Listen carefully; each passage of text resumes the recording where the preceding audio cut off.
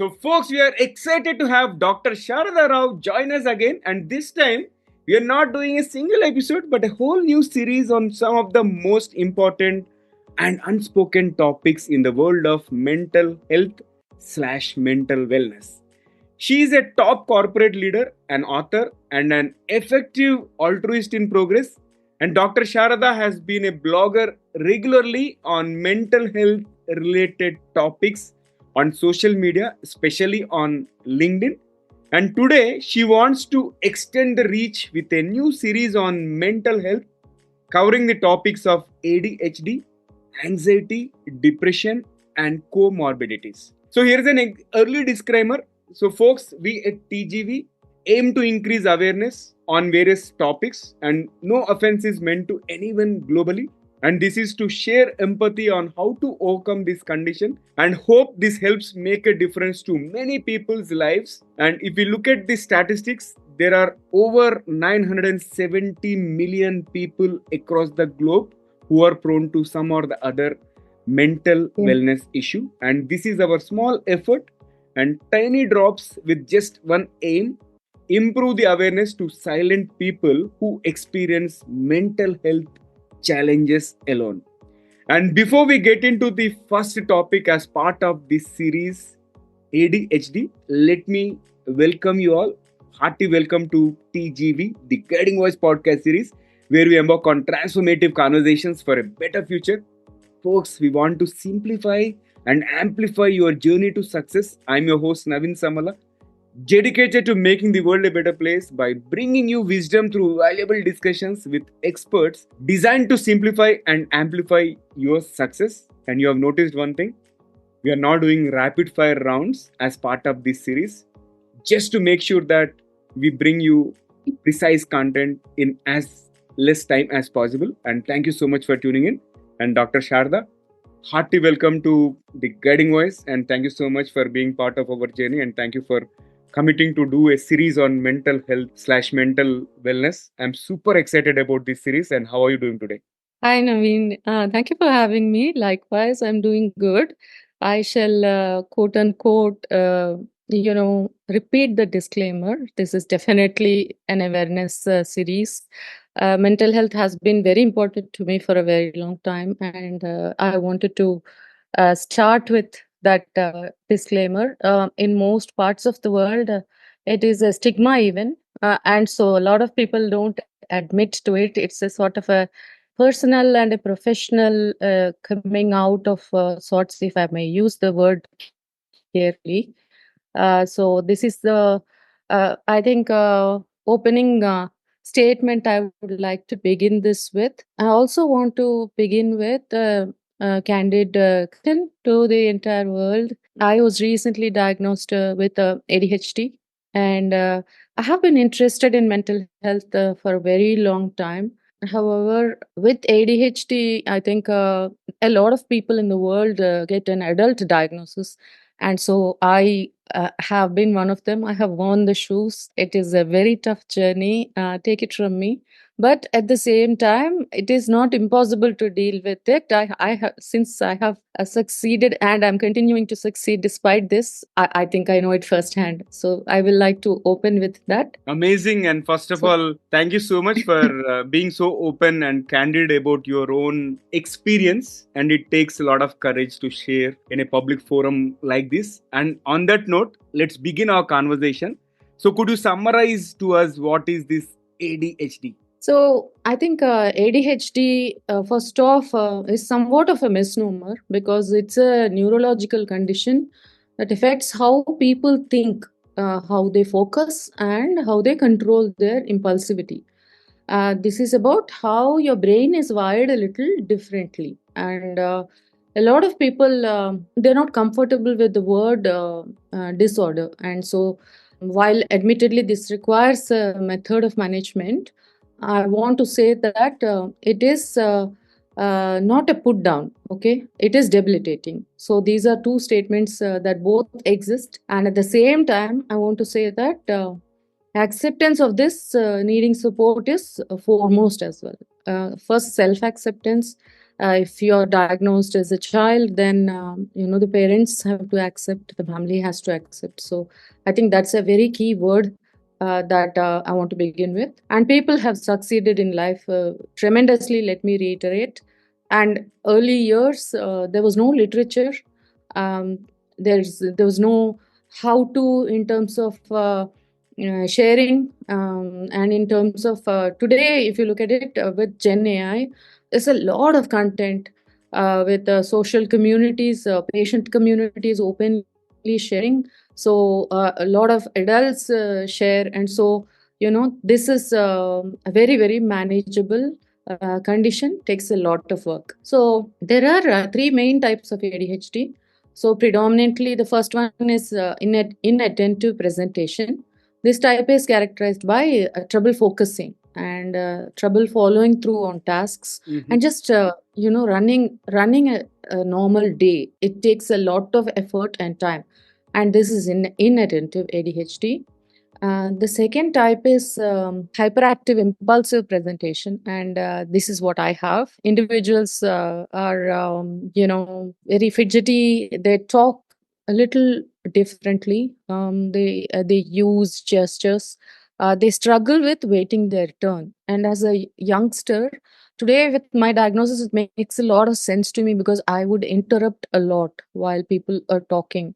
And when I started my career in the US, that's the first lesson I learned, that it's extremely rude to interrupt, right? Yeah. But a person with hyperactive ADHD, to put it in coding language, they have multi threads running in their head always, which means Okay. like, what's next, what's next? Or sometimes simultaneous thoughts are running. And so they need to go slow, and they need to take their life with a lot of awareness, being in the moment. Yeah. Then the third type is the combined presentation. This type, it includes a little bit of both, which means you have hyperactive impulsive, and you also have inattentive. And the combined presentation, it includes symptoms of both the types that I stated. So then you have good days and you have bad days in a month. Sometimes it can be a good 10 days lost in an entire month. And it can be very very fatiguing. So fatigue is the most common symptom that everyone experiences. So I wanted to kind of bring forth the differences in these types, how you understand them, how you recognize them, and how it actually manifests differently in each person.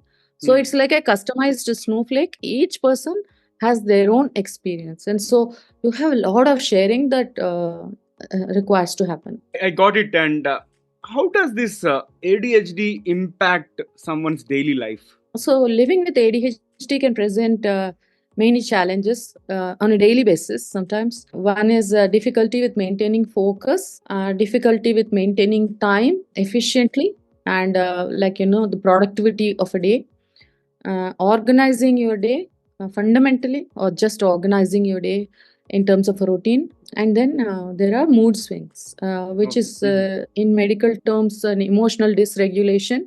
So there are mood swings that are openly shared amongst known people and family, but with strangers, it they one needs to learn to manage, and one needs to in a profession or in working environments, one knows when they can't take something, so they can have mechanisms of how to deal with this at work. Another symptom is managing noisy environments, a lot of people in a room. This is another trigger, I would say. And then seasonal weather. I lived in the East Coast for many many years, and you know dark days, dim days, winter, when it's raining, the sun is just on very low mode. That would affect me a lot. And sudden new people energies, like if you're meeting strangers and then you get a vibe or something, and then you're not comfortable, then you start to fidget, or you start to, if you're inattentive, the inattentive person starts to tune out completely. So there's a lot of these ways in which your challenges can affect your work, your relationships, your social equity, and overall quality of life, actually. So it's a very, very crucial conversation to have. Mm-hmm. It's very useful to understand the coping strategies, and it is, I think, for through experience, I can say you need a support system. You Yeah. need a very big support system. Mm-hmm. So one thing what I feel is people may be already experiencing that, but they are not aware, saying that they already are going through this, right? So that is my I totally agree. understanding. Yes, I Yeah. totally agree. Yeah. Lot of people have gone undiagnosed, and I have gone undiagnosed, for instance. Mm-hmm. And you can look at my career. So it is not, it sometimes requires a parent to, and today I think a lot of people are equipped, both on the medical profession and as well as parenting. A lot of much more in the moment and watching your child, and so people diagnose or observe symptoms. Back in my days when I had children, I didn't. I neither had literature nor had any awareness of a condition I had. I just knew that there were times when I didn't feel good, and I would lose a few days, both at family or at work. And so, yeah, that's been my experience. Yeah. Got it. And Sharada, I'm also curious: can adults outgrow this ADHD? This is a very difficult statement to make. I would say that ADHD is a lifelong condition. A few Mm. symptoms may change or lessen with age. Each individual, again, has their own experience. And so, with a lot of strategies, individuals can manage ADHD, but they don't outgrow ADHD. It's there. It's a lifelong condition. Uh, So I think another thing I would also want to say is that people learn to mask behavior, right? yeah. So they just push through their symptoms, which is what I would do. I would actually literally wear various masks, for various environments, and sometimes it would take a lot, and I wouldn't understand why it was so tiresome or why it is so fatiguing, right? So symptoms would manifest, but then you learn to just plow through, right? In the East, especially in countries like India, believe me, there's a lot of stigma, and people are like always told to, it's okay, just they don't even, I mean, it begins with acceptance, right? So they're Yeah. like, this is not even a condition, this is all a newfangled literature and so on and so forth. No, it isn't. I think it starts with acceptance, and it also takes a huge toll mentally on the person. If the support system is not accepting it, then you're like, oh, maybe they are right. Right. So you are kind of questioning yourself, which Mm. I would say is, it's a, I mean, not today. Definitely not today. With so much, I would want to first take out the stigma portion of it. And that is why I'm so bravely starting this series with this. It's Yeah. essential for adults with ADHD to seek support, to form a community, and to develop a full fledged strategy tailored to their own needs, Yeah. right? So there Mhm. are coping mechanisms, and life can return to normal with all of this, with all of what I say. So talk to us about effective strategies for managing this ADHD. Okay. I mean, to each their own, but I would call out a few. There are tools definitely for both hyperactive and inattentive ADHD types.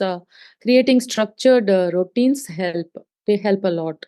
So you can do a task list, for a day. Don't try to overwhelm yourself by doing it for a week, and then you're like.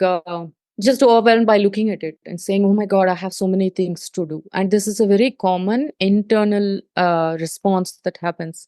So just a structured routine is good, but take it one day at a time, and be consistent. So Okay. when I say structured, it means that you do the same things every single day. You wake up at a specific time, then you do a certain set of activities, and then that is how you manage your schedule, and that's how you manage your time.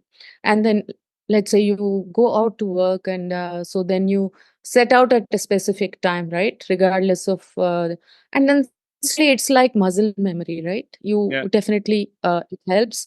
Another is, what helped with me was journaling. I would journal everything of the day at the end of the day. Sometimes people do take notes during the day, like I've seen peers who would carry little notebooks, and they would just, like, something struck them because they are hyperactive and thoughts are coming, right? So they are sitting in a meeting or something and they're writing, they're scribbling. So journaling helps a lot. I do yoga very regularly.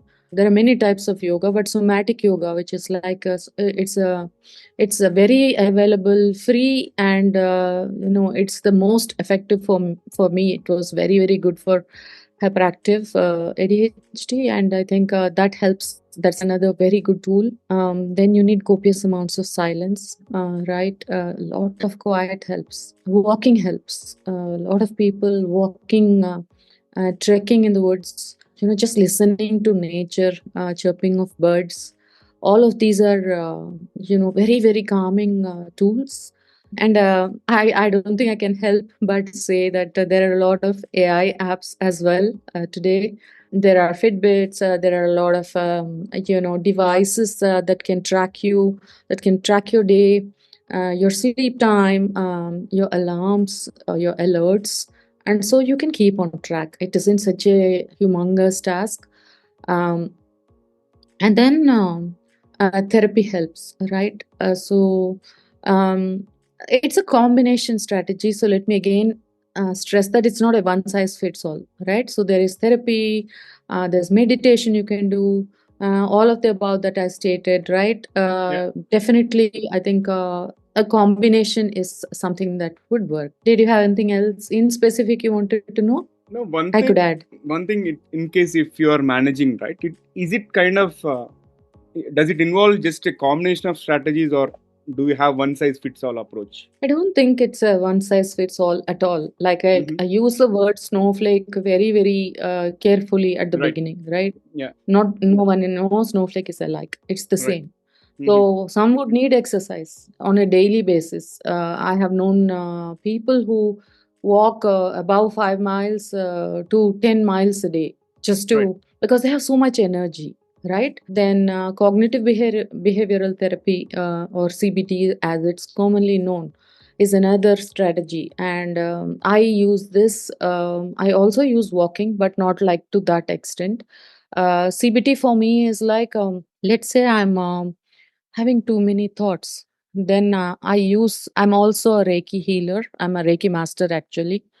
And so I use from the top down, which is like, think of 5 things. And if your brain is running too fast, maybe, look at 5 things around you. Mm-hmm. Yeah. Then come to the eyes. I've said look at 5 things, right? Then come to the nose. Smell 4 things around you. Then, name 3 things, which is the tongue, the next in line. Name 3 things around you. This is a clock. That is a refrigerator. This is a plant. Something like that. Mm-hmm. Then, speak. I talked about name. Smell is something which is very effective. So, can you smell the rain, or can you just listen to your breath? Right? Sometimes just listening to your breath calms you. So, these are cognitive therapies. And touch something. So, touch one thing. So, I would go and touch soil. So for me, it's very calming. I have a garden everywhere. I have gardens, little gardens, and so I just go and touch the soil. In Microsoft, I would actually have talking meetings outside. So literally, if I know that it's a 1 hour meeting, then we are walking and having the meeting, right? So it's many routines, and Right. definitely, I think talk therapy works. Have a regular caregiver or a regular friend who will show up for you and share Yeah. whatever it is. No filters, just share, right? Then non-work hobbies as in fun things, like I foster puppies. So puppy therapy helps me a lot, very working with newborn pets, or just pet sitting for Right. friends. These are conscious ways to relax, and it's they're muscle relaxants, because you're not conscious of your mind, right? There's a literally a little one in front of you, and so you're like, having fun, and so the fun activities help a lot. And then at least for because insomnia is a very common symptom Mm-hmm. for both inattentive and hyperactive. They have a fair amount of insomnia, and so I try to at least work at 20 days in a month where you can get 8 hours of sleep. The sleep trackers are there, like I said, and they will show you when you're restless or when you're tossing and turning, and you know that you probably need to walk a little more that day, or you need to meditate, or you need to work on your sleep. So that's also a consciously built habit, like turn off all devices 2 hours in advance, just walk or meditate, do whatever, something quiet, read is very good, so you get good sleep, right? Another thing is, this is never done, but I think a very close friend taught me this very useful tactic when I was very, very low at one point in my life. He said, self first, self first, self first. He wrote it on a post it and put it on my refrigerator. And that just sat in my brain. I hadn't even thought of self love. And no one thinks of this. A lot of people, I think, out of the 970 million that you have named, I can say with confidence, Naveen, I think 95% about don't think about their self. Yeah. So they are always like getting up and doing. They're not being. So self love is so important. Like, take care of yourself, love yourself. Like, what do you like? Sit back in front of the beach, or like, don't judge yourself all the time. No one is out there measuring you, right? Like, perform. Like, again, in India, it's all about the performance culture. No, not required. Like, I think you are not meant to live life doing. You are meant to spend a lot of your life being, being Yeah. happy, liking yourself, being yourself, right? That's so important. And kindness to yourself. So you are a human. Your source with trying to have a human experience. It's a wonderful experience. And hashtag YOLO. So I think you're a human with needs. And so be kind to yourself, right? Yeah.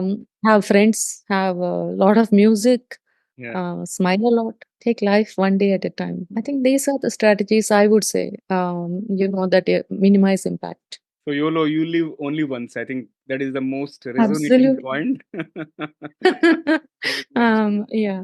Yeah. I do have young adults as children, so I get some hashtags. Got it. Yeah. And Sharda, sometimes we come across this medication part also, right? Do you think this medication is necessary for treating ADHD? I wouldn't rule it out. Let me be honest, both for adult diagnosis as well as for children, right? Right. If there is a physician that you're having regularly who has observed you, who has kind of, seen this as a pattern and who has given you the formal tests, right? For ADHD, there are quite a lot of formal written tests that either a parent can do for a young one, or you yourself can take as an adult. And if your score says that you have a condition, just respect that, respect a physician. And medication definitely helps with impulsivity, with mood swings, with management of the racing thoughts, a whole lot of things, right? So the decision, however, to use medication, please don't take by yourself. Like, Yeah. don't listen to someone and say, oh my god, I read this on Quora, and I think this would calm me. Like, self decisions are not good. And again, I would reiterate, confirm, and make the disclaimer here again. A healthcare provider, a physician is the one who needs to make these decisions for you, right? Yeah. And at the same time, allow me to also say that a lot of people find success with a combination of medication, a combination of CBT, lifestyle changes, and coaching, which means a lifestyle change, let's say, is you have a lot of stress in one portion of your life. You need to take a call and say, I'm shedding this. Yeah. Start to walk away from people that stress you, from things that stress you, from areas of life that you cannot manage, right? Take the time. Again, kindness means a lot of things, self love means a lot of things, right? And it's a very tough journey. It's a rock uphill, but at the same time, you can put a smiling face on the rock. Again, this is a quote from my son, so yeah. Good one. Good one. And how can family and friends support someone with ADHD? Like I said, parents, they have to educate themselves. They have to accept what is Yeah. right. If Mm. a child under 5 is manifesting behavior and your physician is telling you something, please do not brush it aside. Read up Mm. on it, go read up on it, understand the tests that have been given, and work together, right, with the physician. Because I have been in life sciences and healthcare for so many years, I know you have to accept it first for for parents or for caregivers, and understanding the condition, it naturally fosters empathy. It fosters patience with how you manage the person, be that a child or be that an adult, and that can mean a lot. Just your recognition from your family is huge support, immeasurable, right? Yeah. So that is something I would say. Another thing is communicate openly, right? Create safe spaces for yourself. If you really are not liking something, learn to draw the soft lines in the sand. Say that I think I can say safely that I did not like what you said, or I'm not comfortable. Small words, but they're important, right? Do not judge. Just take that 1 minute to listen to yourself, acknowledge your feeling, and then communicate. Yeah. Right? That's the way you draw a boundary and learn about boundaries. Boundaries are important for you, for your own health.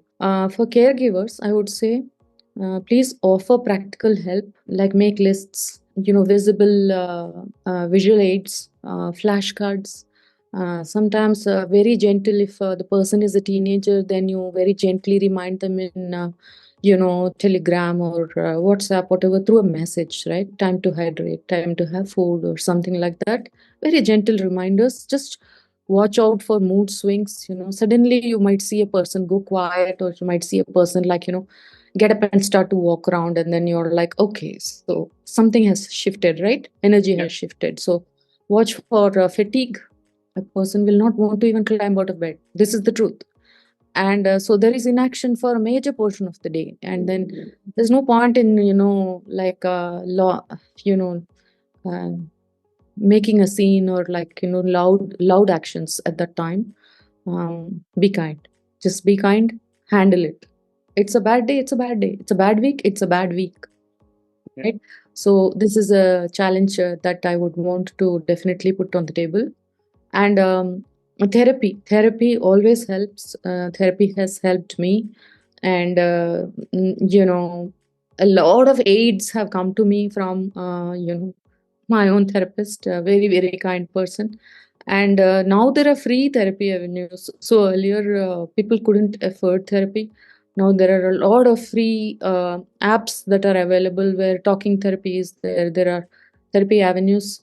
Admittedly, some of it is crap AI. Sorry to say, but at the end of the day, you have to validate for yourself before you begin a relationship with a therapist, right? You have to feel comfortable. You have to know or get a lot of ratings, right, from people. So this is my experience. This is how I would like to counsel as well, and this is how I would like to be vulnerable here in this forum. Got it. Again, as I said earlier, it takes a lot of courage to openly discuss this particular thing that you have gone through. And are there any closing remarks before you wind up this episode? Closing remarks are, there is no shame in it. There is no stigma attached to it. There are a lot of accommodations that corporations include in their DEI support, or the various other forums, the LGBTQAI, whatever you call it, Pride.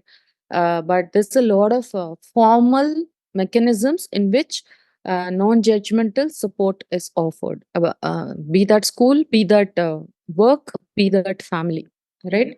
So it's okay to be vulnerable. It's okay to admit and say that I need help. Yeah. And it's okay to ask. You're not God. You don't it's not even God. You're not expected to know it all. It's okay to say that I don't know this. Yeah. It's not a big deal. right? So you can navigate ADHD. I also want to call out that I had unstinted support from both my children, now very good adults, and they're very good friends. Social work helped me a lot. Just giving well, giving cognitively, doing service for other people who are in this condition. This is one form, and then noticing myself, right? Copious notes on myself, or at work, at family, then taking time off. If I need a break, I need a break. Then I sit at cafes and work where there are people, it just makes me feel good, like sitting at a cafe and making people feel, seeing people and their behaviors, it makes me work more. Actually, the productivity just like goes up by huge indices. So, Mm. doing a lot of things that I like, being honest, majorly helped me.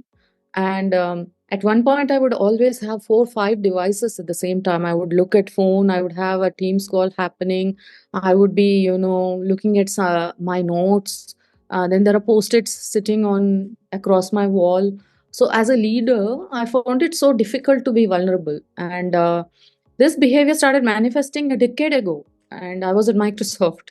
And I was like, I'm going to mask. I'm not going to bring this out.